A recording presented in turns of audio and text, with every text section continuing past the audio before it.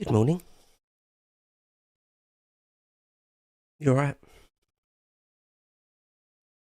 Monday. Me, I'm alright. Yeah, of course I am. Hope you had a good weekend. Sincerely do.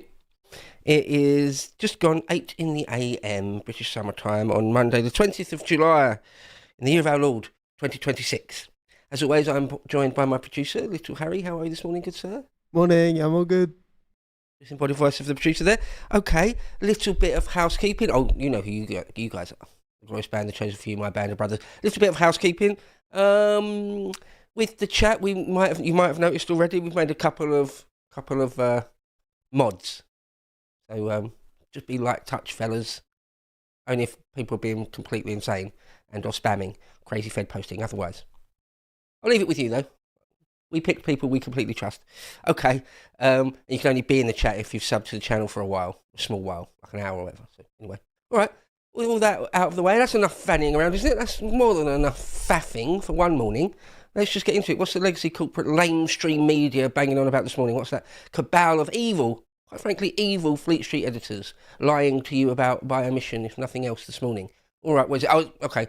So it's Burnham and football. That's what we got. They're the two main stories. Two stories completely dominating the news cycle.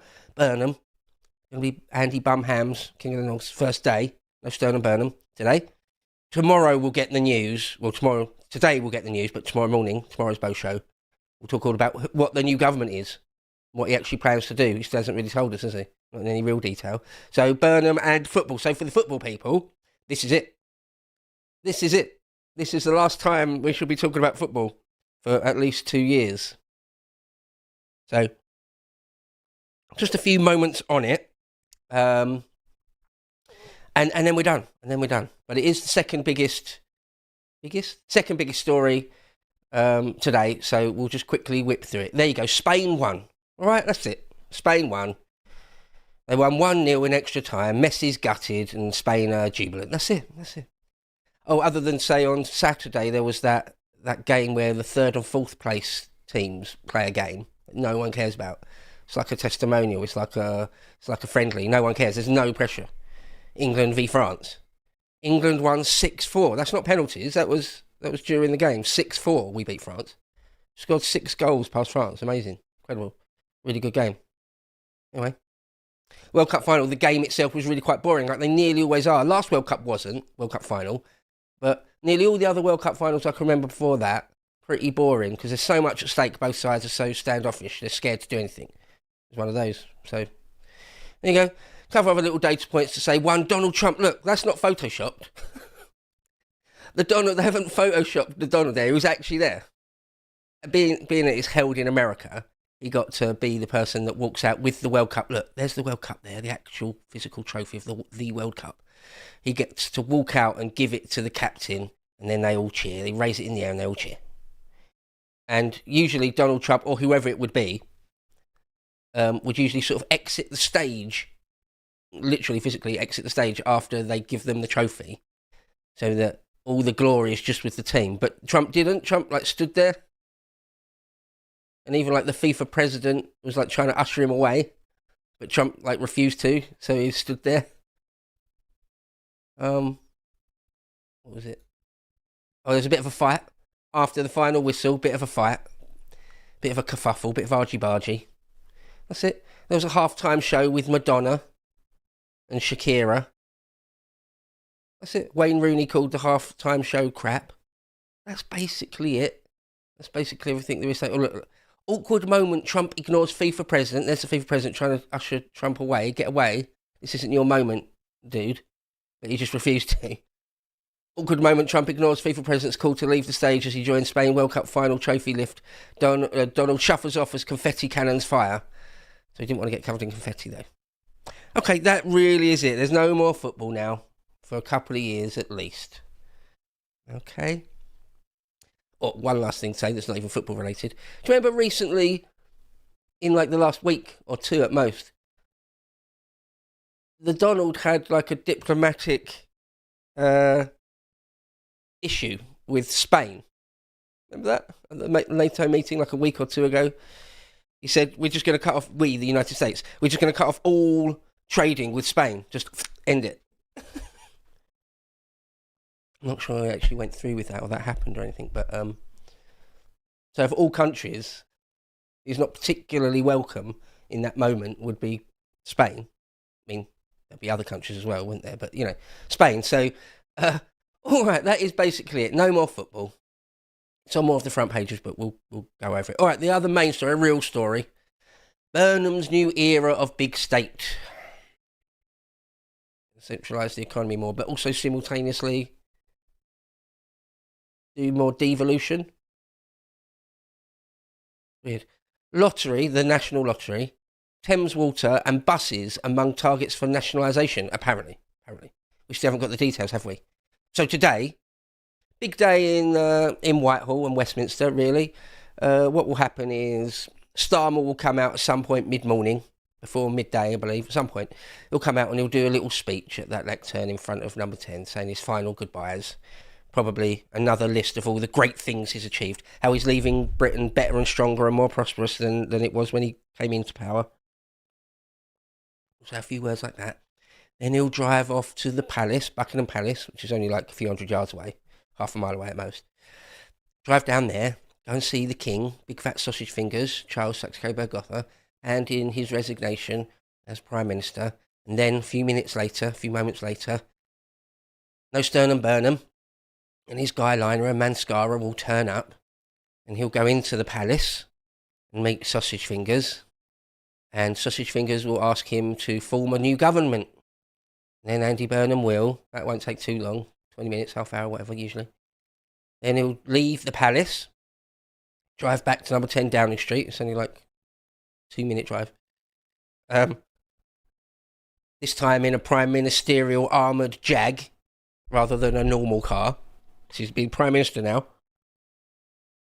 And then the classic thing, they always clap him, whoever it is, all the staff of number 10 will clap him in as he comes in. There'll be all the paparazzi outside number 10 clicking away. Shout, Mr. Burnham, what do you plan to do? He'll go in there, they'll clap him in. He gets the nuclear codes, that's one of the very first things. Like our nuclear submarines, Typhoon submarines with the nukes on them. He gets the codes. Or he has to write letters to the captains, or the admirals, are they? On those nuclear submarines. In the event of a nuclear war. Say Russia or whoever nukes Britain out of the blue. The commanders on those nuclear submarines need to know what they're supposed to do in case number 10 and Andy Burnham is now just glass. There's no leadership anymore. It just got nuked. They need to know what to do without any further orders, whether they're to launch back or not. Okay? That's one of the first things a new Prime Minister always has to do, write those letters, whether they say, and it's secret. It's up to the Prime Minister. He can say, look, if we get nuked, don't do a retaliatory strike. That's not worth it. What's the point of that? Or, yes, annihilate them, start a nuclear winter.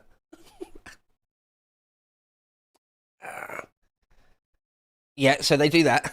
Then he'll probably get a load of calls from all foreign leaders. You know, probably the United States, France, Germany, whatever, all of them. China. And then he'll start picking his cabinet. And they walk into the front of number 10. They don't have to do it this way, but they walk into the front of number 10 one at a time, in front of like the banks of paparazzi and reporters. One by one, they walk in so everyone can see who's being picked and, well, who isn't really. The reporters shouting, Miss Rayner, what job do you expect to get? Mr. Streeting, what do you... Oh no, he probably won't be there. West Streeting may or may not get any sort of job. We'll see. And quite often they're brought in sort of order of who's most important. Not always, but usually like the first person summoned to number 10 will be the Chancellor or the Home Secretary. Anyway, all that's going to play out today, and then Burnham will do a little speech himself, telling us for the first time really what he plans to do in government. What a crazy way of doing things, right? He's actually in power before we get to hear what he wants to do, what he's going to do in any detail. I mean, he's given very, very, very broad strokes of the brush, isn't he? But beyond that, leaked a few things, you know, leaked that he wants to entirely scrap the ID card, digital ID card project, which is nice, that's good, I'll take that. Right. But beyond that, we don't know whether he plans to really just keep going almost exactly with Starmer and the manifesto. Not that Starmer really followed the manifesto, not that there was much detail in the manifesto in the first place. Or whether he's going to do things massively different. One of the big sticking points everyone's waiting on tenterhooks to hear what he's going to say is about North Sea oil drilling. Drill, baby, drill. Over the last few days, I've seen a number of different reports both ways, saying, yeah, Burnham plans to drill loads, and other reports saying, no, he's going to keep to the Labour manifesto, i.e. to not drill in the North Sea. Again, crazy that this man can get to power and we don't know. You know, whether he really will nationalise, as this headline says, the lottery, Thames Water and buses. Whether he really is going to nationalise, we just got to sit there and wait. Not a great way of doing things. He hasn't got a mandate, has he? There's one of the headlines we'll get to later. Messiah without a mandate. Yeah. Just 25,000 people in Makerfield and 300 Labour MPs. It's not much of a mandate, is it? 99.999999% of the people he now rules had no say in it whatsoever. Okay. Nandy set to take charge of new super ministry for housing. Lisa Nandy. Of, was it the Runnymede Trust fame? Her father started the Runnymede Trust. Lisa Nandy, who's sort of complete idiot. A lot of these people are idiots, aren't they? Like Lammy or whatever. She's one of those. Or like Angela the Fridge Rayner Big Bird. Like, really quite stupid. Sort of below averagely stupid, I would say. Completely unimpressive as a person and a politician. And of course, an arch globalist, an arch traitor. She's set to be put in charge of a new super ministry for housing. I thought Angela the Fridge Rayner wanted her old housing job back. We shall see. Wonder if there'll be many upsets in terms of any of the big beasts not being invited back to government. Any new faces no one's ever really heard of are suddenly like in charge of an important department. Again, we just got to wait and see. Okay. Heat pump homes face winter rationing in drive to net zero. You've got to be cold in the winter because of net zero, really. Johnson, that'll be Boris Johnson. Mandarins to blame for Boris wave. Really. He says it was civil servants in Whitehall that made that happen. Really? You're in charge of them though, Boris. Were in charge of them. Trying to pass the buck. This was weird when I read this. I hate this stuff. Look at this complete idiot. I've never heard of her before. Jane Shilling. Jane Shilling of the Tory Graph writes an article and gets it published in the Tory Graph. I haven't read the Odysee, and I'm not ashamed to say so. Well, good for you, love. Yeah, well done, cretin. I hate anti-intellectualism. I hate it. It's not okay to be dumb. Don't revel in being ignorant and dumb. Don't do that. It's not clever. The irony. I haven't read the Odysee. Okay, most people haven't. That's okay. But why I'm not ashamed of it. Why you're proud of it. You're proud to be unlettered, unread. So be proud of that. Idiot. Sickening, really. I hate that stuff. I hate that stuff. Here's why I'm an idiot and you should be too. No. No, I reject that. Jane Shilling. Ugh, why are you giving us these people and these takes, the Telegraph? What are you doing? Why are you doing that? A true cretin, a true minnow. Small person. Honestly, weird. What is our society coming to? I'm not ashamed that I don't know pretty normal things. I haven't read one of the greatest classics of all time. I'm not ashamed of that. And you're gonna write opinion pieces, are you? It's okay for any normal person to have not read the Odyssey. That's okay. As I say, most people haven't. Don't be proud of it. Don't then tell us that you know about the world and your opinion is so valuable it should be printed in a broadsheet. No. Get lost. Get away from me. Ugh, get off of me. Gross. Anti-intellectualism. It's never okay. Pretty much never. Right, the eye paper. Burnham pledges breathing room to help UK on cost of living as he moves into number 10. Let's read the little blurb. It's probably the best you get on Fleet Street on any given day. Andy Burnham to promise fresh package to ease cost of living crisis when he makes his first speech as Prime Minister in Downing Street today. That's one of the things I think will probably characterise his premiership. Much like Starmer, much like a lot of the Prime Ministers we've had in the last few years, just tinkering around the edges. Just moving the deck chairs on the Titanic $500,000. Going to help with cost of living by doing tiny little measures. Oh, we'll make buses free in summer or something for kids. Something like that. We'll give you like £120 a year to help with your energy bill or something, you know. Silly little measures like that. Not having the guts, the balls to actually make big movements when you're in power, when you're in government. Just tinker around the edges while everything goes to pot. He's such a weak man. I think he's pretty stupid as well. Don't you get that impression with Burnham? It might not be quite as bad as somebody like Lammy, who may be clinically retarded. Or Angela the Refrigerator, or Lisa Nandy, one of those people who seem, as I say, below average. Your average person off the street picked at random. He's not quite as bad as those, but not far off. I don't get the feeling of any sort of real gravitas, any weight to his intellect. Do you? You sort of get that a bit with someone like, I don't know, who like, somebody like Blair or Brown, maybe. You know, I don't agree with their politics. You know me. I don't agree with their politics. But you can tell that they've spent a lifetime reading and learning and that they're no fool. Don't get that impression with Burnham.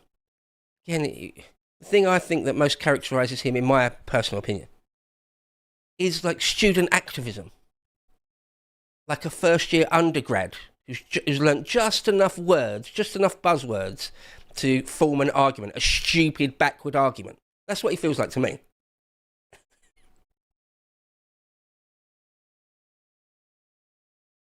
Has learnt just enough history to give the impression, the veneer of the impression that they know what they're talking about. And any scrutiny of it and it will fall apart like tissue paper, wet tissue paper. That's what Burnham seems like to me. I feel like his mind is stuck in student politics mode. Like he was told when he was a teenager or when he was in the 20s that Mrs. Thatcher was bad, capitalism is bad. And that's it. And that's it. He's stuck with that ever since. New PM expected to focus on domestic agenda, arguing that political stability will be needed to deliver tangible improvements in people's lives. But nothing about migration, I think. Nothing about the fact that your town or city has been colonised by foreign people in the last 5 years, 10 years. Nothing about that. Not that tangible improvement to people's lives. No. Not that Britain is like one of the rape capitals of the world. 190, 200 odd rapes a day. Not that tangible improvement to people's lives, no? No? Okay. You're just going to nationalise the buses. Right. See? I see. More safe and legal routes, if anything, eh, Andy? Energy bill and bus fare caps among potential new measures, along with cancelling digital ID scheme. Well, of course, I and a lot of us will welcome the cancelling of the digital ID scheme. But putting caps on things doesn't work. Doesn't work. It never ever works. Someone else will have to pay for these things somewhere else down the line. No such thing as a free lunch. But that's socialist economic theory for you, divorced from reality.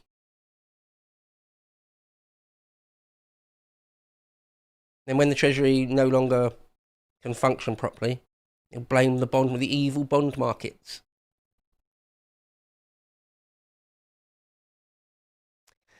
MPs who helped put Burnham into number 10 brace for cabinet reshuffle as they vie for ministerial jobs. There'll be a lot of the big beasts in the Labour Party today, right now, sitting there with fingers crossed, everything crossed.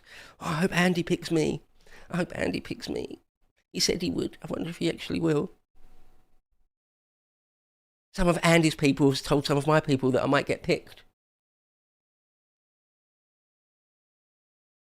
Yeah. The Guardian, ugh.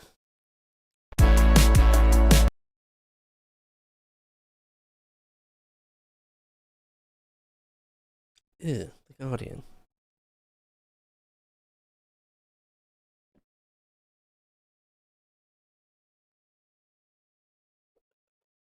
The Guardian. Sickening filth. Subversive. Completely subversive. Commie slop. The Guardian. Right, there's Shakira. There's Shakira doing a dance. Okay. Time for UK to face up to its challenges, said Burnham. Yeah, but you're not going to face up the real challenges, are you? A demographic replacement. A sectarian nightmare along racial, religious, tribal lines. That challenge, the main challenge, the challenge of which everything else is downstream of.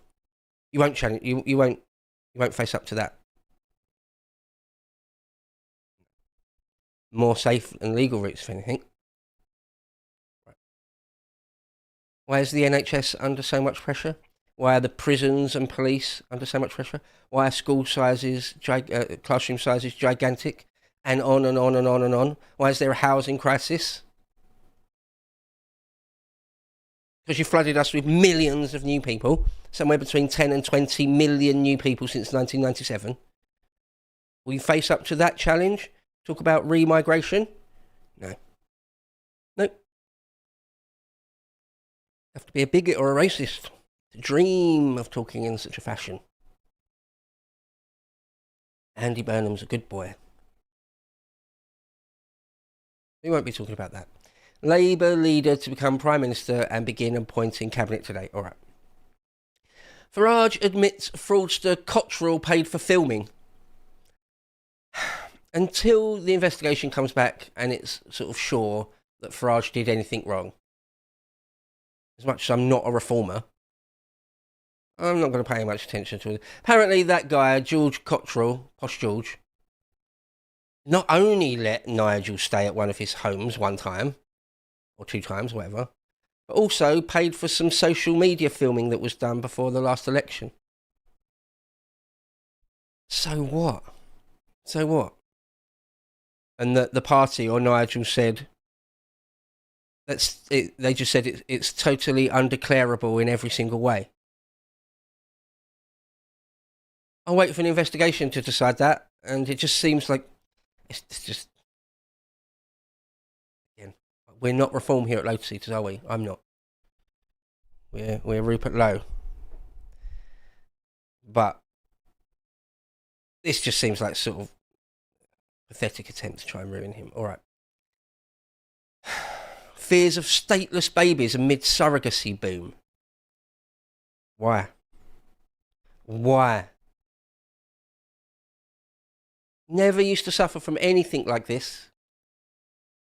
in the 20th century. Never. It would have been an insane thing to think that there would be any problem with a large number, even relatively large number of stateless babies in Britain. What kind of perversion led to that? All right, the Times, the Venerable Times. Mariella Frostdrop says what not to say to her daughter. Don't care. God, don't care. Mariella Frostdrop. Okay, love. All right. Defence spending must be British priority, says US Ambassador. At least a little bit more spending. But Spain won the World Cup, and there's the Donald not off the stage. We've done that, haven't we? Trump booed on football's biggest stage. Yeah, Trump's not particularly in favour with Spanish people, is he? Bumham, my 10-year UK plan. Yeah, okay.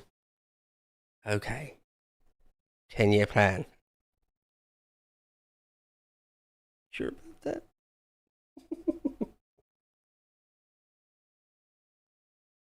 You sure about that?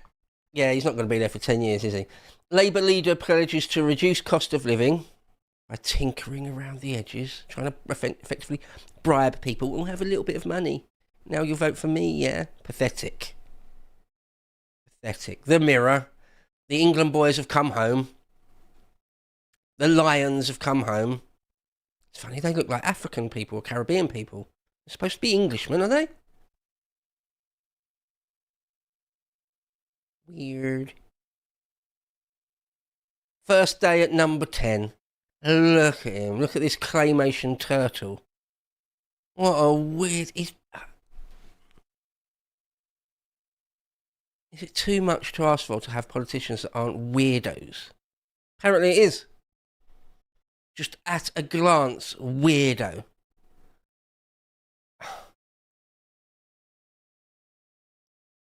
Bumming ambition. Sorry, I misread that. Burning ambition. Bumham starts his with cost of living and social care pledge. Our 7th Prime Minister in 10 years says he'll end chaos and bring hope. Really? Bring hope? What do you mean? You're not Nelson Mandela, mate. You're not Obama. What do you mean bring hope? You're not going to talk about how we've been invaded by millions of foreign people that mean us nothing but harm and are net negative to our economy and the fabric of our social society. Oh, but you're going to bring hope. Right. Sure you are. Sure you are. The Daily Express, it's a good paper. You can read your Express now. BBC's Nicky Campbell apologises for slur. I couldn't even be bothered. It probably take a 2-second Google search to find out what slur Nicky Campbell had used. Couldn't be bothered. Don't care. Look at Madonna, look at the state of it. You're old, love. Madge, you're knocking 70, love. You're 67 years old, dearie. Stop trying to be hip. Stop trying to be cool. What are you doing? You're a nan. Stop. It's gross. Madonna. Ugh. You're vaguely hip 40 years ago, love. Ugh. Olukemi Badenoch, the Nigerian woman, the anchor baby who somehow finds herself leader of the opposition, calls for burden on families to be eased and benefits bill cut. New Prime Minister has no mandate to raise taxes again. Andy Burnham enters Downing Street today without either a plan for government or a mandate for raising taxes, Olukemi Badenoch, the Nigerian woman, warned.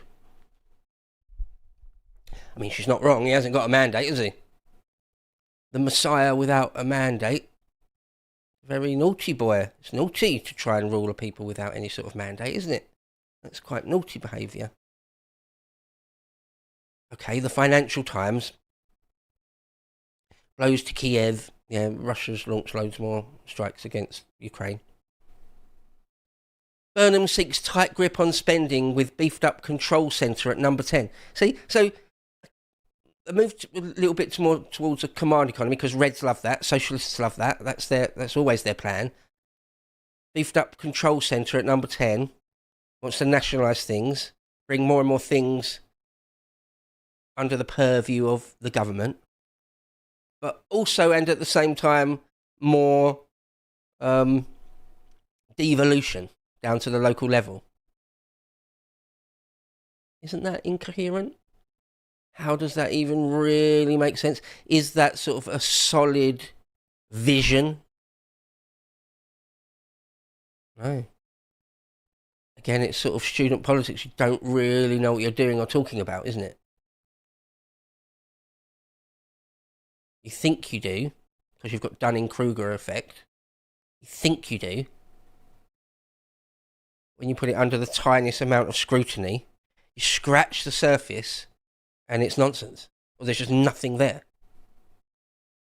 First year undergrad politics.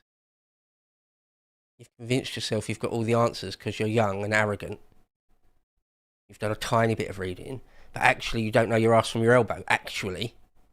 Yeah, Andy Burnham. That's Andy Burnham.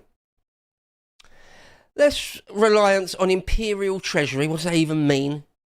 Pledge to restore faith in government. Really? And cabinet name today. Andy Burnham's going to restore faith in government. That's such a broad thing, isn't it? Going to restore faith in government. Why? How? Because you wear a t-shirt sometimes. What do you mean? How? What, through the sheer force of Andy Burnham's character and personality? The sheer force of his will. The iron-like will of Andy Burnham will give people no other option but to regain faith in government. Okay, all right. I wouldn't be surprised if the left of the Labour Party coup him out within a year or before 2029. Wouldn't be surprised. He won't do what they want. It was them that couped him into power, basically, wasn't it?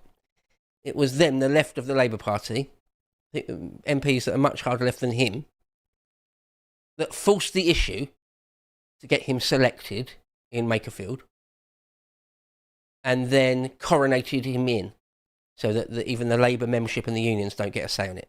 So he's their creature now, or that's what they will want, that's how they will see it. He'll be their creature. He has to do exactly, more or less, exactly what they want. And he's not going to, because he won't be able to. And he actually doesn't see the world the same way that they do. He's like a wishy-washy pinko, isn't he? He's a Blairite, rightist deviation type dude. He won't do what they want a fair amount of the time. So it's civil war. The way they treated Starmer, i.e. undermining him and voting against him all the time. Why did Starmer have 18, 20 plus U-turns in government? Because of them. Because they forced him to U-turn.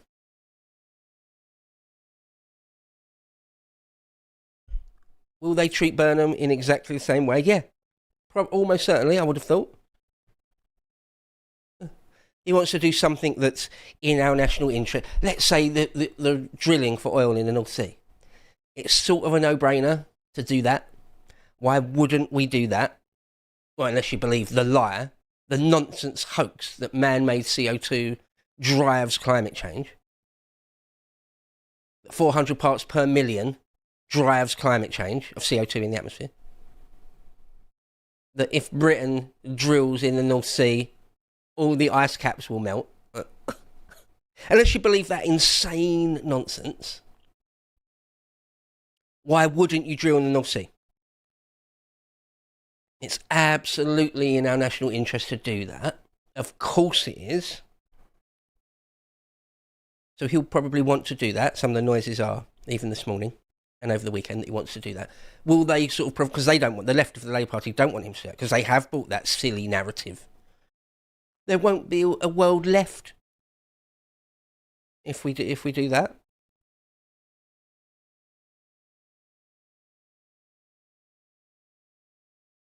The green narrative and agenda is childlike, isn't it? And dangerous, not childlike in sort of a benevolent, sort of cute way, of course. Childlike in that sort of backward, insane way. Makes no sense. doesn't add up. You ask one or two questions and it falls apart. Will they prevent Burnham from really doing anything much in government? Well, let's hope so. We can run the clock out till 29 and get a real government. Okay, the Daily Mail. Pure globalist, subversive, traitorous, seditious slop. Wearing the skin suit of patriotism. Trying to pretend it's on your side or it's got the best interests of the nation at heart. No, they haven't. No. Look how they try and demonise everyone from Nigel on to the right. Let alone Rupert. Let alone people like us. Try and demonise you and destroy you. That's the Mail. That's how patriotic they are. Scum. Absolute scum. They say, Messiah without a mandate. Burnham doesn't speak for us, say voters in South. Doesn't really speak for hardly anyone, does he? 25,000 voters in Makerfield, perhaps.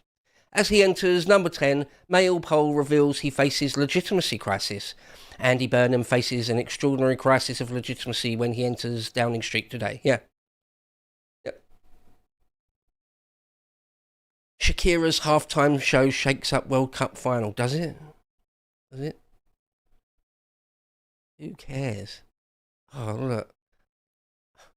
What's that? Ronaldinho and Brazilian Ronaldinho and Brazilian Ronaldo, not Cristiano Ronaldo, Brazilian Ronaldo.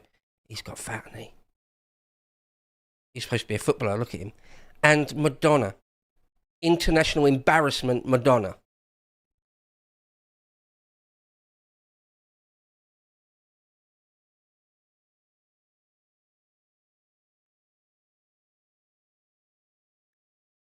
Give it a rest, love. Have some dignity.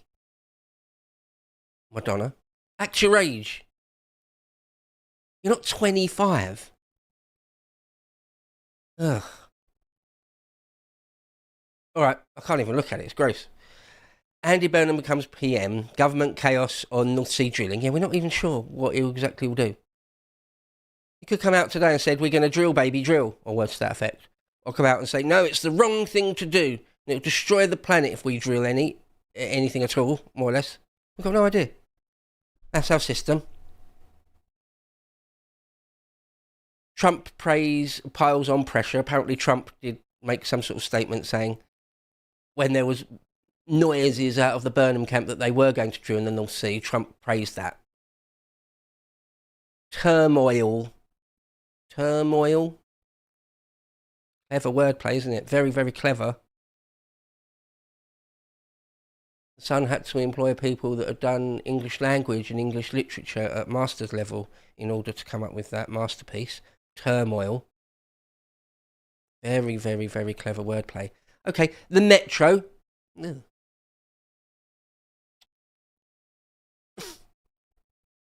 Metro. We're not socialist. Stop. Get some help. The Metro.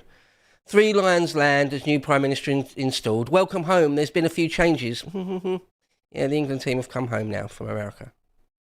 That's front page, apparently, according to them. The Star. What slop is the Star serving up for us today? Ex-model set to reveal all. Don't care. Rhiannon, truth about Vernon's sexts. Right. Sexually explicit texts. Sexts. Radio 2 DJ, Vernon Kay, that man, braces for revelations in book that publishers are fighting over. Don't care about. He's married to Tess Daly, wasn't he? Isn't he? They're getting divorced at the moment, and years ago he had an affair with this woman, who I've never even heard of. Rhiannon Sugden. I spent too long on that already. A few seconds I spent on that was far too much. All right. They're the front pages. They're the increasingly absurd front pages of Fleet Street today. On Monday the 20th of July. It's a crazy world. All right, let's have a look at our poll. It's asked you about Andrew Tate. So, before I reveal the results of the poll, let's have a look. Andrew Tate and his brother is in the news. Oh, look, here we go. Look, on ITV News. Andrew and Tristan Tate arrested in Miami amid new sexual offence charges. Tate brothers in a spot of bother. It's actually all over the news. Look, Sky News. Andrew and Tristan Tate held in solitary confinement in US jails, lawyer claims. Yeah, they're in a spot of trouble. Again. Was it in the BBC as well? I think it was in the BBC. Yeah, so story is, they were in America. There you go, look. Tate brothers arrested in US as further UK charges take total to 59. Oof. This is the moment of Mr. Tate's arrest. So they're in America. They just got out of their car, and then cops swoop on them and handcuff them. He didn't put up any resist arrest or anything. Both of them. And, yeah, they're now under arrest, being held in America, and they're looking at, the talk is of extradition to the UK to face loads of charges. Well, 59 charges. Andrew more than Tristan, but still. What are the charges? Pretty bad ones, actually. Rape.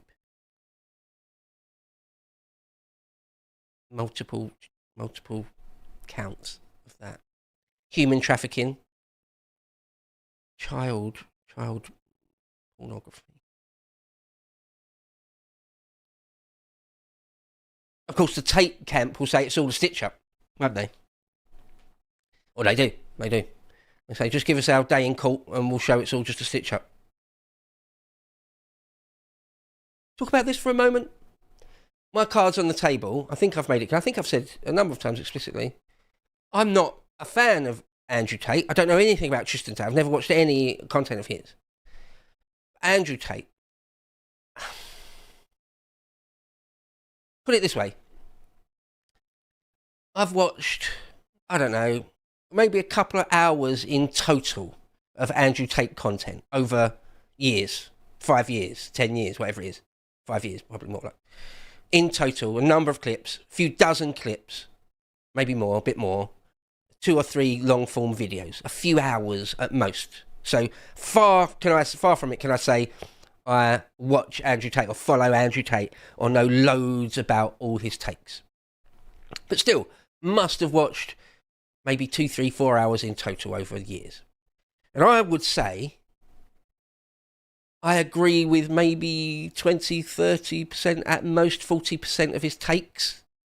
Sometimes he does a take and I'm like, yeah, right on. Yeah, you're absolutely right. I couldn't disagree with you.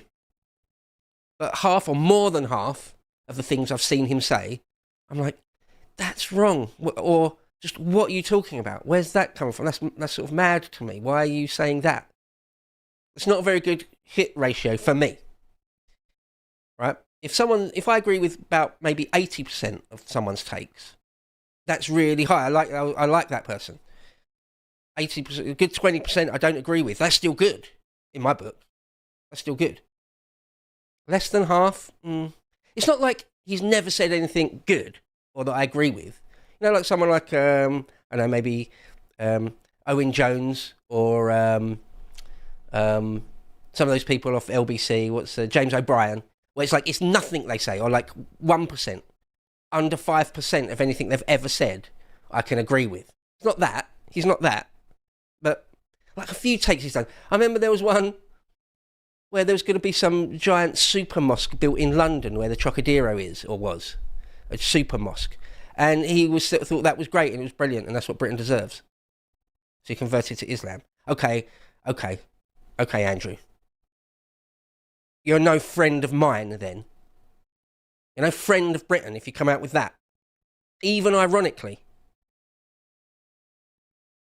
Even if he was being completely ironic, which I don't think he was. Pretty sure he wasn't. Even if he was, why do that? Why are you saying that? You want super mosques in Britain, do you? Do you? When he came out right at the beginning of this Persia war and he was in Dubai, or one of the Emirates, came out with a few takes that are just wrong, just flat out wrong. Like, who told you, Andrew Tate, you know about the world, you know about geopolitics? Loads of things he says about women. Again, maybe 40, 30% of it, I'm like, yeah, fair enough, yeah. Men don't put up with a shit test from a woman, stuff like that, yeah. Okay, be confident in and of yourself as a man. All that sort of thing, yeah, good, great. Then a whole bunch of other stuff he says, like, about women and relationships. Like, dude, that's weird, that's unhealthy. Like, what's wrong with you? What sort of relationship have you got with your mother? Like, what is, like, are you mad? Like, that's, it says some crazy stuff. Okay, with all that said, I'm not much a fan of Andrew Tate. I wouldn't say I hate his guts and I'm glad he's in prison. I hope he goes down forever. I wouldn't say that. I'd say I don't like him. If someone said, you can go and have a drink and a beer with Andrew Tate for free, I'd be like, yeah, no thanks. Yeah, pass. Thank you. That's my feeling on him. Okay, all right. Now this, though, they're legal problems. That's something different. So I've got to try and put aside my dislike of the Tate brothers, or Andrew Tate anyway. Put that to one side. Let's talk about the actual legal things. He was all in trouble, wasn't he, in Romania? So he lives in Romania, or spends a lot of his time in Romania, and then they were arrested there and held on remand, or Romania's version of being held on remand, under these same sort of serious type charges, like prostitution, was it, and people trafficking, and maybe sexual assault, maybe rape, I don't know, stuff like that. And then they were released from being held on remand and were even allowed to travel again. But the actual investigation and the cases hasn't ended. They may still have questions to answer in Romania. Okay. Again, innocent until proven guilty in my book. But then now they're in America and it's Britain. It's in Great Britain. It's the CPS, the Crown Prosecution Service, that want them.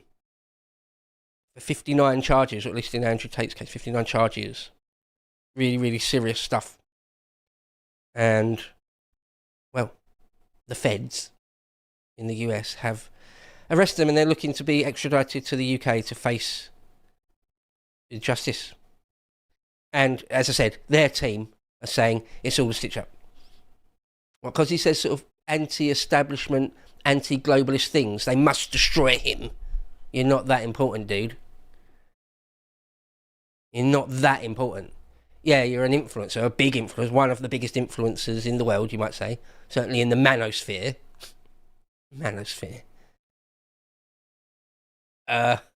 Okay, you're an important voice in the world. You're not that important.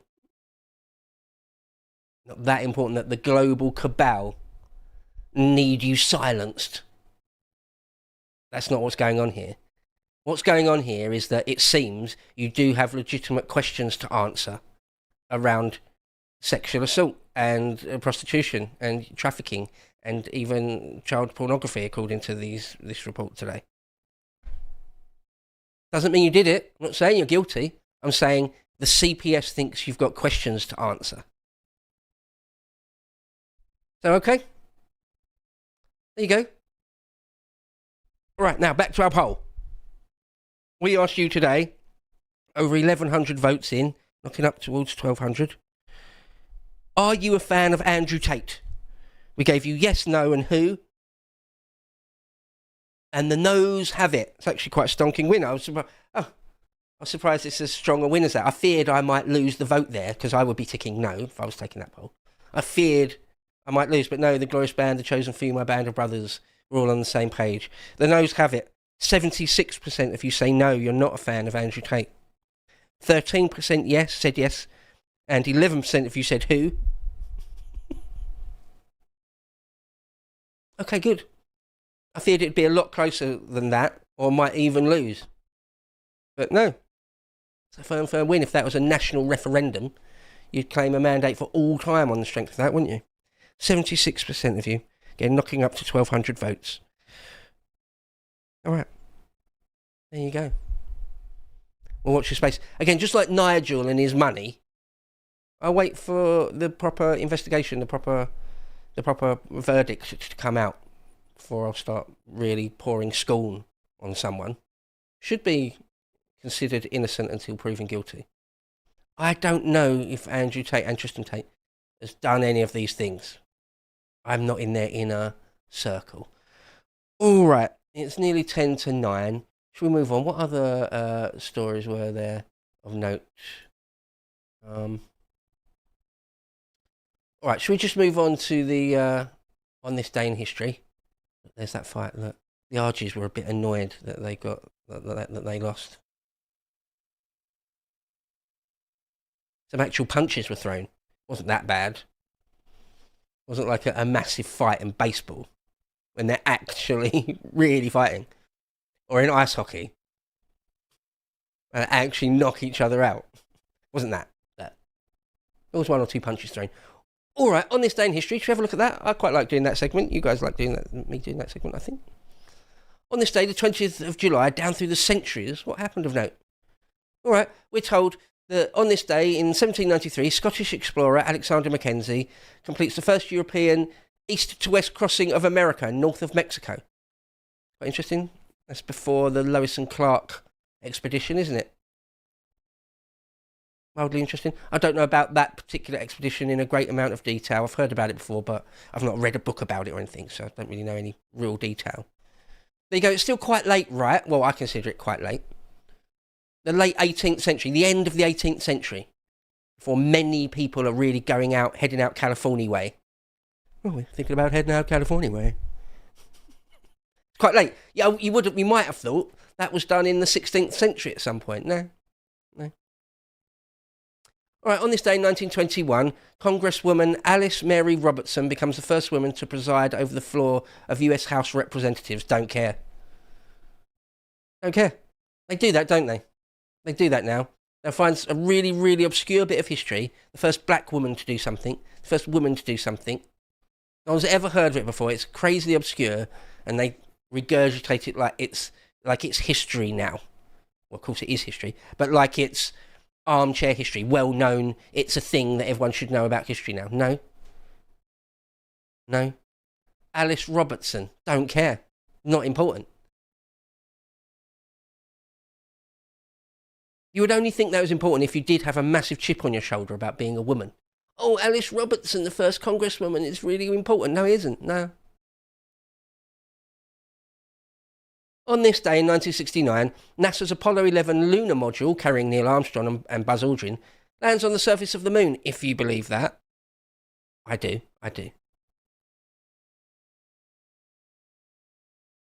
Is this just a footprint on an island somewhere, on a remote island somewhere in Alaska, and they've just changed the colouring on the camera?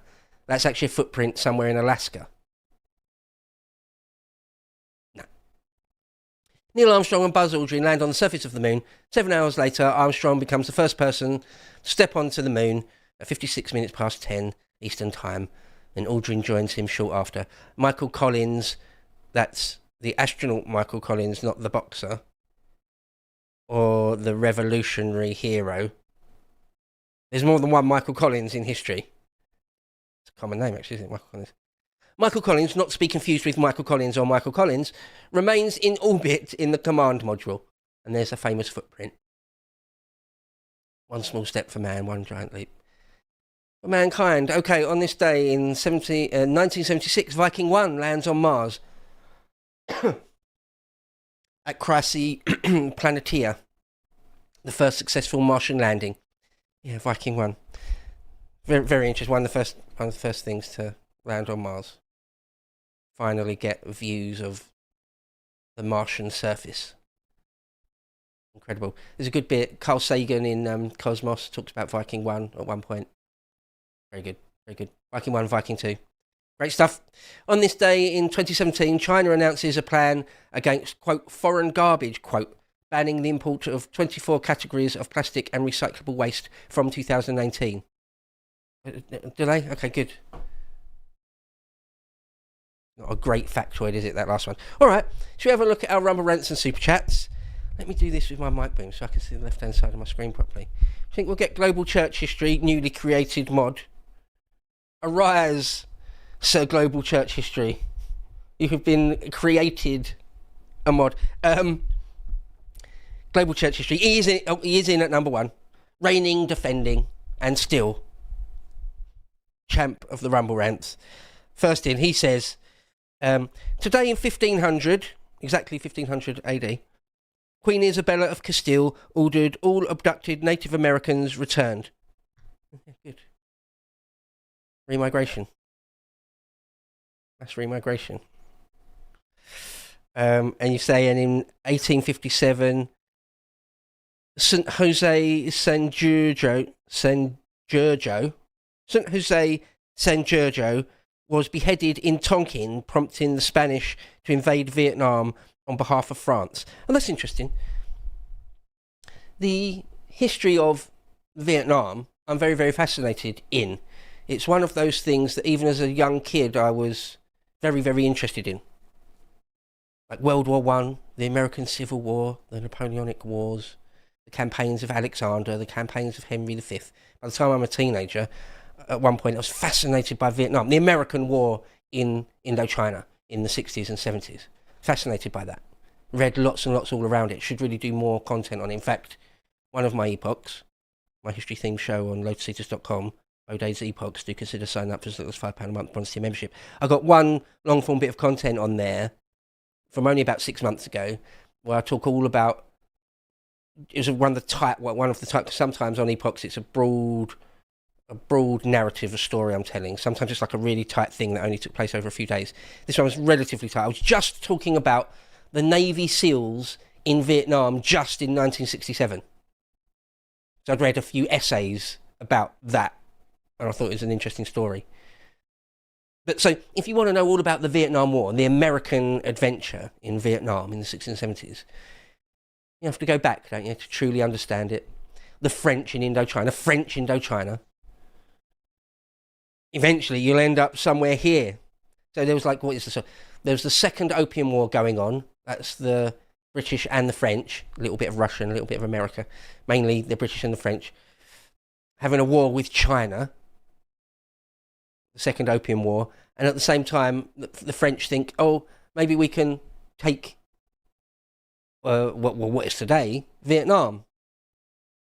It's like Indochina, it was Siam. Siam is sort of broadly Thailand. Places that are like Laos, even Cambodia, all of that. Cochin China, it was called back then. In fact, this is called the Cochin China campaign. It's interesting, actually, global church history, you characterise it as Spain invaded Vietnam on behalf of France. It was both a French and Spanish thing, but it was mainly a French thing. As I understand it, I might be wrong. As I understand it, it was mainly a French thing. They had a few Spanish troops help them. Anyway, won't go into it in silly detail here right now, but that kicks off, 100 years odd of French colonial rule on and off in various ways in French Indochina, which was much more than just Vietnam. As I say, big parts of Cambodia, Thailand. Tonkin is all like at the top of Vietnam. Places that don't exist, we don't call them that anymore. But, okay, long story. Should really start there. If you really want to know all about America and Vietnam, really want to know, should at least start there, I would say. All right. And the second Rumble rant today for T and Barber. Morning, mate. All right. Good weekend? Yes, thank you. Yeah, not too bad. Yourself? Hope you did have a good weekend. You say, the final on Saturday was great 10-goal game. It was. That was like an interesting game of football. England went 4-0 up against France. How about that? The Sunday kickabout was crap, yeah. Most World Cup finals are. There's too much at stake. Okay. Hopefully Restore get close to Manchester Mayor election. Have a great day ahead. Well, thank you, sir. Yeah. Hopefully Marlon does well in the Manchester mayoral election. All right, they're the only two Rumble rants we've got this morning. Let's have a look at the YouTube ones. Oh, Harry's already got it here. There's a dozen or more. Let's read them. Feeling Clumsy 6968 says, on this day in history in 2027, Dadian forces storm the Lotus Eaters office and install Beau as CEO. This ends several years of Benjaminite oppression.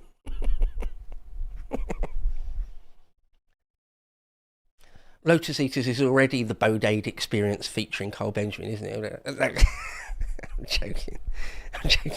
Oh, an actual coup d'etat against Carl.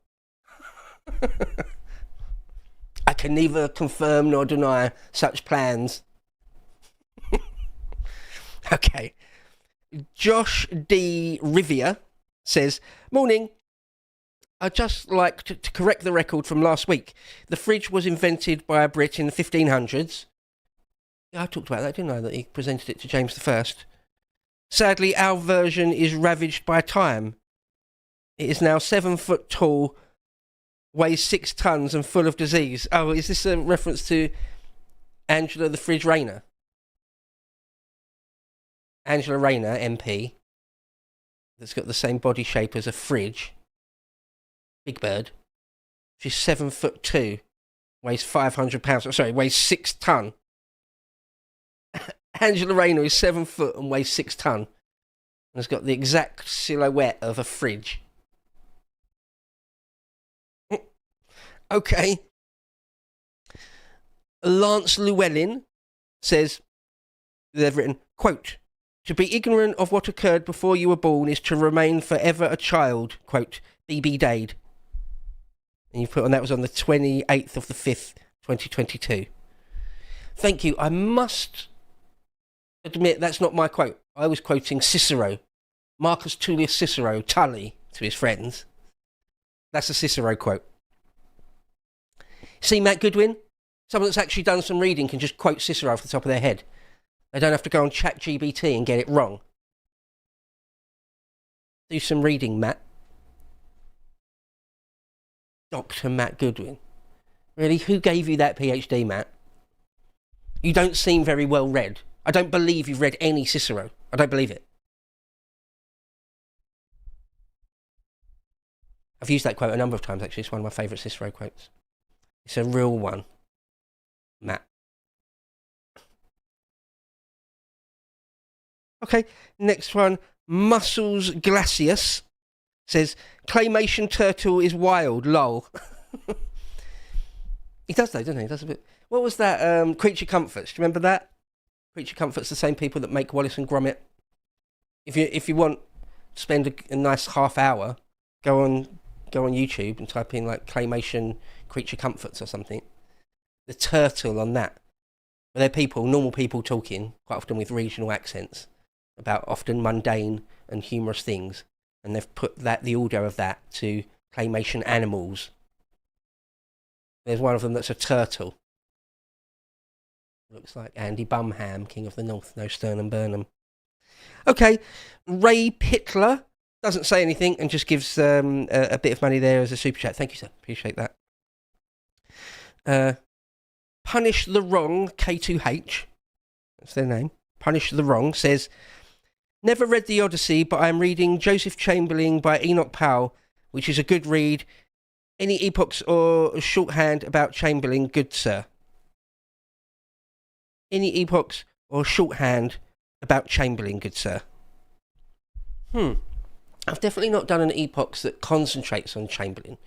I have mentioned him in passing a number of times. Me and Ed Dutton did a long-form bit of content about Churchill. We talk about Chamberlain in passing a bit there. But I haven't done anything... we talk about actually Joseph Chamberlain, not Neville Chamberlain. I certainly haven't talked about Joseph Chamberlain. Maybe I should. Well, Enoch Powell wrote a book about him. Yeah, Enoch Powell was a prolific writer on top of everything else. A great man. Very prophetic. A great man. Very, very young professor. The real deal. No, I haven't ever really talked about Joseph Chamberlain. Perhaps I should. Okay, the next one. Rod_knee says, from my perspective here in New Zealand, it seems the UK government is working against the native people of your land. Yeah, you seem to have called it correctly, yeah. Very similar thing going on in Australia and New Zealand as well, I would say. The way the Australian and New Zealand government treated you guys under lockdown, of the most egregious in the world. But no, you're quite right, Rod_knee, you're quite right. It does seem like that, doesn't it? It seems the UK government is working against the native people of your land. Yeah. Yeah, it seems like that because they are. Yeah. There's no other way to interpret it at this point, is it? Is there? Going to keep flooding you with millions of foreign people until our demographic is ruined and ultimately leads to our annihilation as a people. Yeah, I would call that working against the native people. Yeah, that's exactly what I would call that. Okay. Belgians are evil, trust me. That's their name. At Belgians are evil, trust me, says, read the Tate brothers. CPS has history of anti-male bias. Well, that's true. That's true. Do I completely trust the CPS? No. No. Don't get me wrong. Should have made that clearer. Do I trust them? No. Are they unbiased? No way. Not even close. So that's a fair point. That is a fair point. It could well be that the Tate brothers get their day in court and are completely exonerated. Could be. Okay, the next couple are from the same person. Belgians are evil, trust me. Says, CPS's Alison Saunders ordered conviction quotas. Yeah. That's insane, isn't it? That's Soviet. That's Stalinist, really.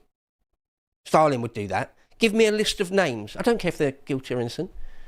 There's not enough names on that. Give me another 1,000 names. Just find the names. That's how Nero behaved. People would come to Nero and saying, we haven't got enough guilty people. And he would say, make them guilty.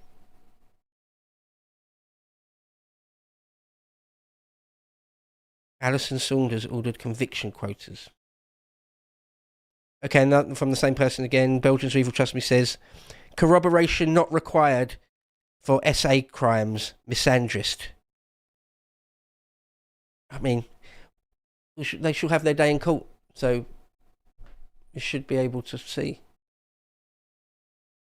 We'll see in open court. I don't know. I've never been in the presence of Andrew Tate in my life, so I don't know what he did or didn't do. Okay. The last three here. Punishing the wrong, again, says, short form, not hand autocorrect, had me over. Short form, not hand autocorrect, had me over.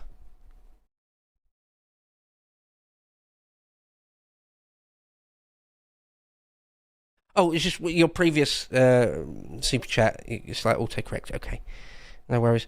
And then Tatum 2733 says, "What if you woke up Emperor of Rome in the West in 475?" Oh, that's a good question. That's a classic history nerds question. In 475, though, if I woke up as Emperor of Rome, it's not a good. You're in a tough spot. That's not a good. If I woke up in 14 AD and woke up as Roman Emperor, or 177 AD, that would be good. That would be cool. You'd have options. You can play around and do stuff, manipulate the world like some sort of living god. That would be all right. In the year 475, you're staring defeat in the face no matter what you do, aren't you? 475? What's if you quantum leaped back to 475 but with the brain you've got now, and you had just enough time to do research and development to sort of build canon real quick? Otherwise, that's not going to be fun. Okay, and the last one here, again from Belgians Are Evil, Trust Me, says, please, all capital, please Google Mark Pearson CPS. See what CPS did. Fair enough. Yeah, I'm no fan of the CPS. Deeply suspicious and worried about the CPS. What they do and don't do. They brought charges somehow against Sam Mellier, for example. Yeah, deeply concerning. No fan of the CPS, don't get me wrong. Okay, that's it. That's the show. That was the last one. It's now 9 minutes past 9 in the AM, British Summer Time, on Monday the 20th of July in the year of our Lord 2026. You've been the glorious band, the chosen few, my band of brothers and sisters. Thank you for joining me. Without you guys, it's not a thing. It just isn't. I hope you've enjoyed it. I hope you can make the best of the day ahead. Carpe diem. Seize the day. Your time is the most valuable thing you will ever have by orders of magnitude. You think bits of gold and gemstones, you own a big house, big property, you think that's valuable? It's of no real value in the end. You can't take it with you. The most valuable thing you have is your time, and it's finite. It's later than you think. If you're at liberty today to do something valuable with your time, I implore you, try and make it count. All right, I don't want to get too preachy about it. Until tomorrow morning then. Take care.